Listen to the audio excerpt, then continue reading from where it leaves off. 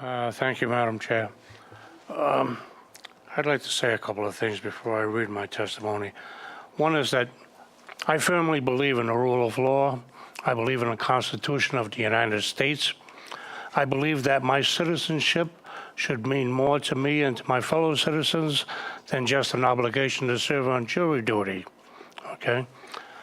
The Constitution of the United States gives the U.S. Congress the right and responsibility to set immigration law and policy.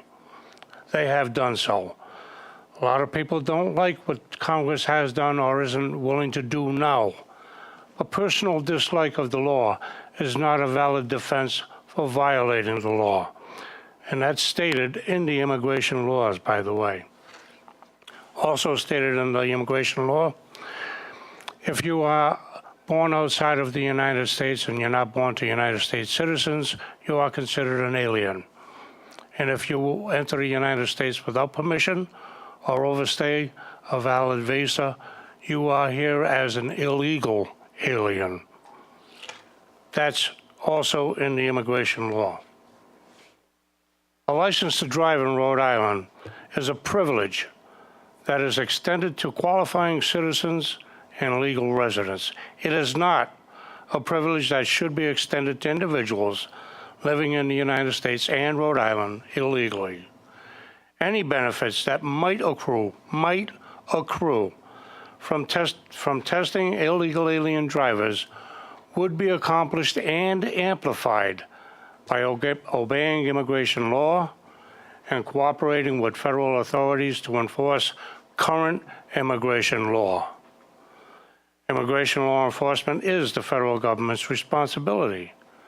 However, effective law enforcement requires the cooperation of all law enforcement entities and America's citizens. It's how our citizen is designed, and it's how our society works.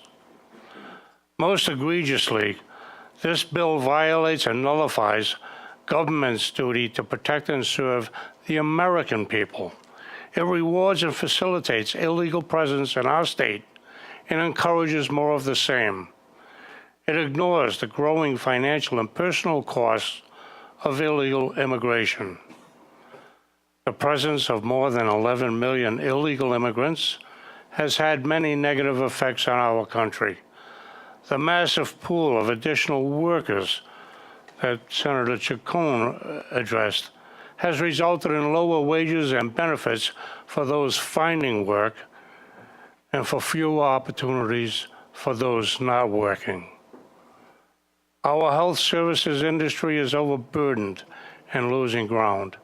Our educational system is being crushed by a huge and growing English language challenged student body.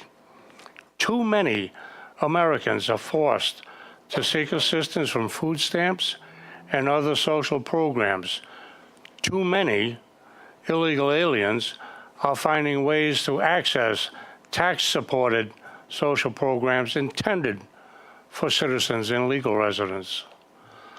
Along with the financial costs of capturing, prosecuting, and boarding illegal criminals, we must consider the personal costs borne by their victims. A not insignificant part of that cost is the American citizens' loss of faith in their government, this government, to have the will, the ability, and the courage to protect and defend our country and our citizens. Many people in this room are parents. I believe you've all taught your children respect for law and order and the difference between right and wrong, and that bad behavior has consequences. I choose to believe that you do not reward bad behavior in your homes. We certainly should not be doing so here in the People's House. Thank you, Madam Chair.